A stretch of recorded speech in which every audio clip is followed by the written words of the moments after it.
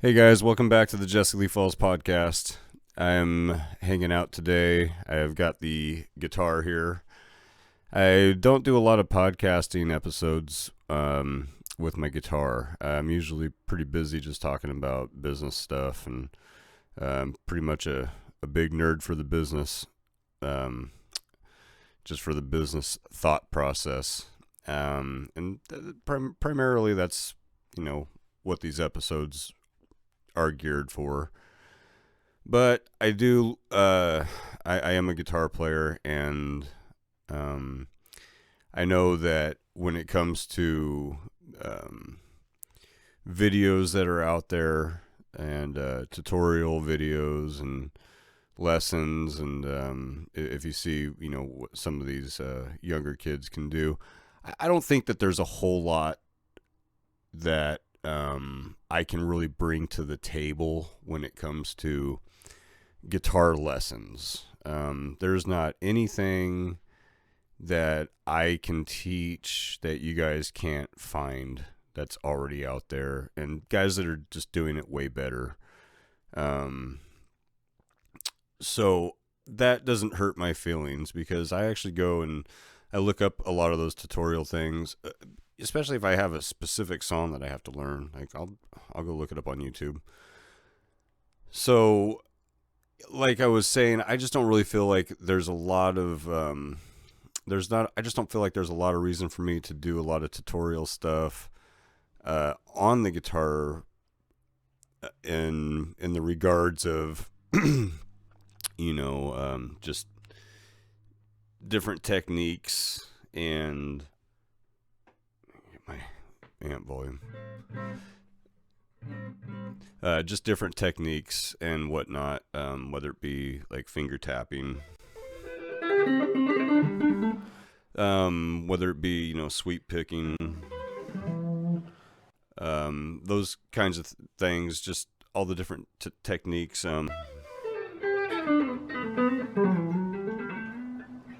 legato, things like that. There's videos out there that would just dominate what I can really bring to the table. But the reason why I wanted to make this video today is because there are some things that I think that I do, that I can bring to the table when it comes to the guitar. And it was really interesting. I was listening to Joe Satriani. If you ever get a chance, listen to him. There's an interview that he does. He's down at Musicians Institute down in Hollywood. And it's actually a very heartwarming interview, but you guys should check it out. And he said something that, if you know something about Satriani, I mean, I guess you could kind of like maybe see this coming, but it's kind of ironic because he's known for being a shredder, but he's also known for being, having like extremely thoughtful melodies. And he was asked if, what's one piece of advice he would give to the guitar players there in the audience. And he said that he actually thinks guitar players should slow down. That there's only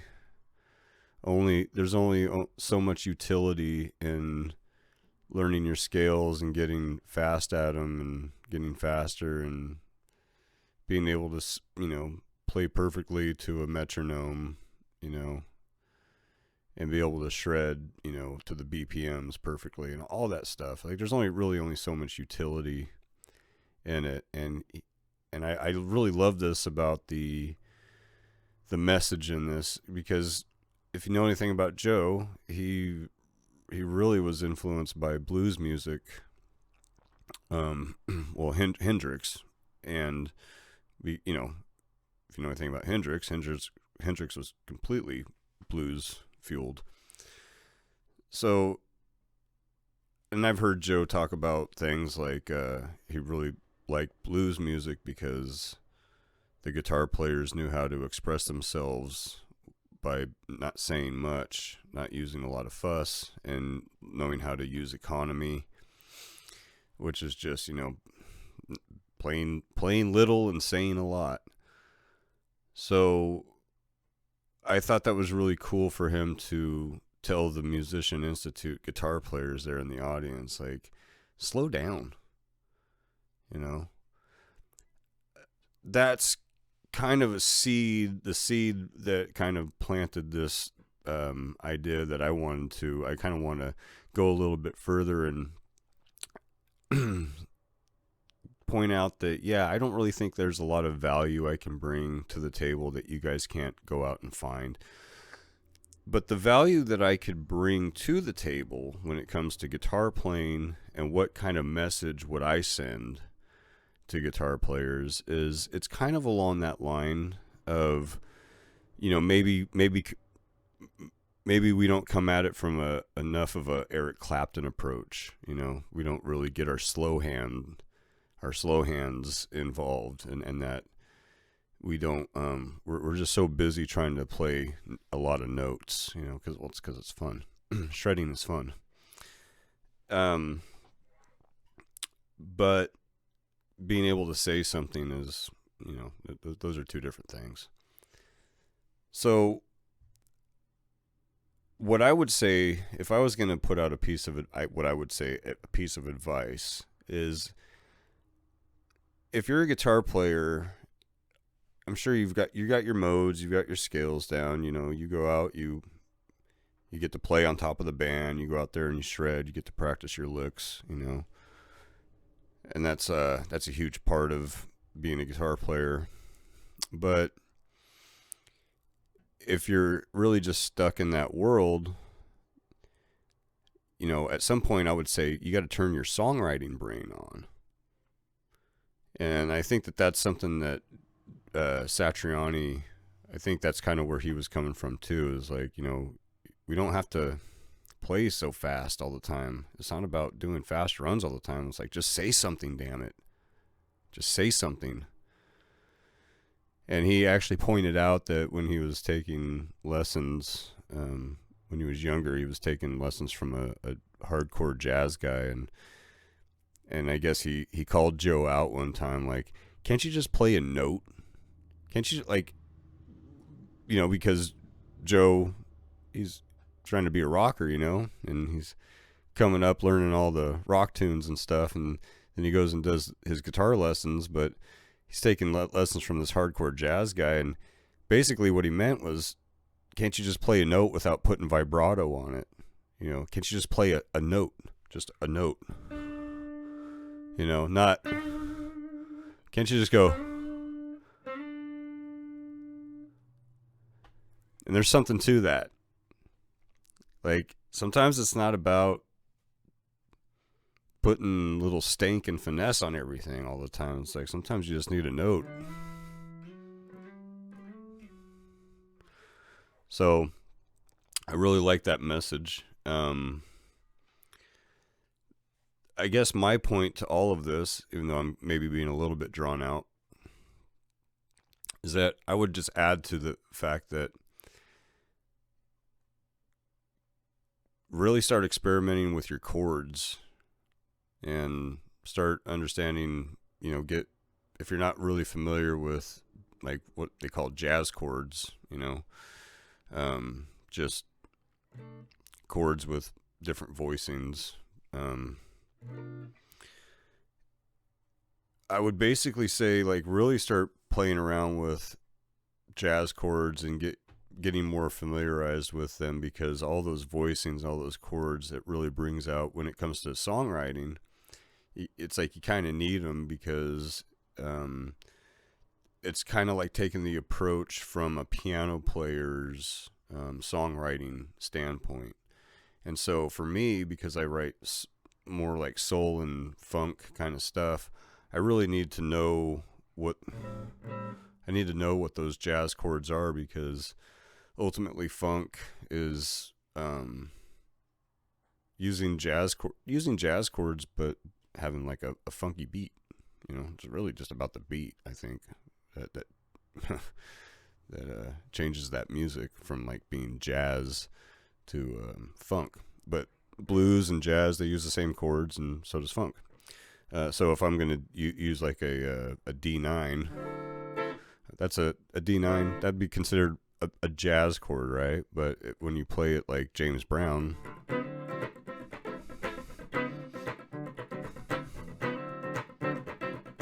right? So now it's funky.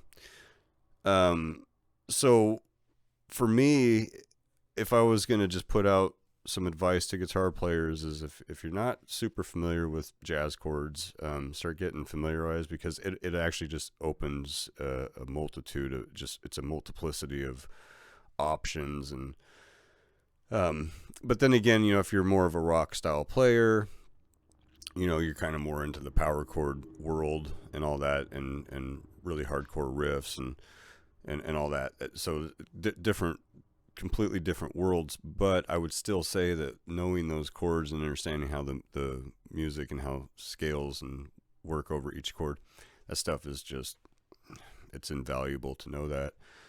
So, long story short, too late. I thought I would show you guys an example of something I've been working on just recently. And I don't like to put new ideas out there that I haven't gone and recorded yet. And it's not because I think that somebody's gonna steal my idea or something. Like, I'm not worried about that. I'm really good at being able to take going from a concept and turning it into a tangible product that's out on distribution, like in very, very short amounts of time. So I will beat anybody to the punch who's going to try to siphon something off of me. So I'm not sweating that. I personally just don't like to share ideas that aren't done. And even though this is a progress in the works, I'm just going to take a part of it that I wanted to show you guys, because I think I stumbled across a progression that it's pretty sick. I just think it's awesome. I just think it's fucking cool. I think it's really fucking cool. And I want to share it because I want you guys to know that, like, this is kind of what I'm talking about. And again, I come from the more of the funk soul kind of a sound. So if that's not your thing, then no feelings hurt there. But I wanted to share this chord progression with you guys because this was literally something that I conjured up in a matter of a couple hours. I mean, by the time 24 hours went by, I had like pretty much an entire song that I was sitting on. But I stumbled across this, I'm going to call it the chorus riff. And it's got like a Chili Pepper kind of vibe to it. I would definitely say it's got like a John Frusciante kind of a Chili Pepper kind of an influence. But I was sitting on the couch and I just, for some reason, I just had this feeling like, I was like, I need to write something really great. And I usually don't do that. I usually don't just tell myself, it's kind of like Tenacious D. You can't just manufacture Inspirato. But I did. I was on the couch and I was kind of feeling like, I haven't written anything like really freaking great in what I felt like was a while. And I just picked the guitar up and like literally it was like within an hour I had some really great ideas. So when I'm talking about songwriting and stuff, it's, guitar playing doesn't always have to be about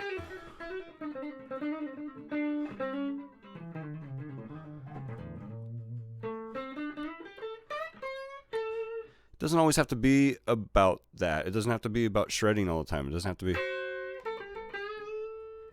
mean, that stuff is like, you got to know those licks, if you're going to be a guitar player. But I just think that guitar players will focus so much on their lead playing that it's like they can't write a song. So my message to you guys is start embracing the songwriting part of music, and get over the showboat thing and just start focusing on quality songwriting. It's a completely different game, I feel. So I'm going to show you guys this riff. And this is basically what I would call the chorus riff of the song.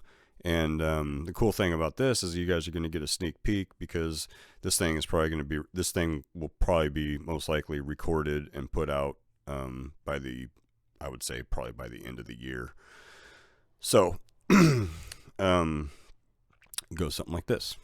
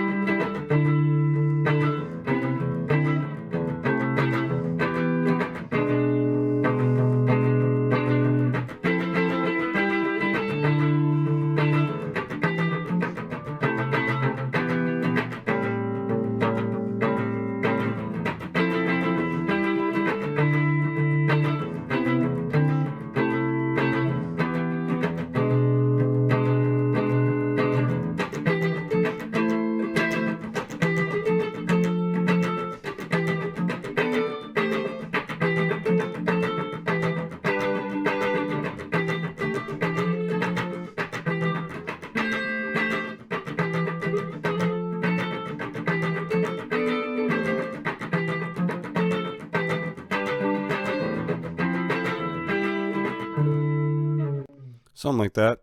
So anyways, I kind of wanted to share that with you guys, because I think that's a pretty cool riff, and I'm excited to see that thing get turned into a song.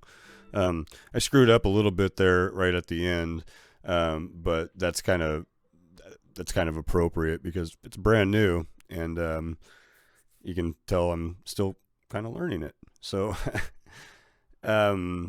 anyways, thanks for chilling with me this go around on the songwriting on this songwriting episode. I'm looking forward to getting that recorded with my new rhythm section. By the way, they're working out super great, and I will eventually have them on a episode here soon, because we want to talk about basically I want to kind of get their points of view on how they feel about being in this group, how it's very new and fresh, and kind of just getting their points of view on how they feel like things are going so far. So, all right, guys, to be continued. We'll see you on the next one. Cheers. You guys are listening to the Jesse Lee Falls podcast, where we focus on the micro music business and band rescues.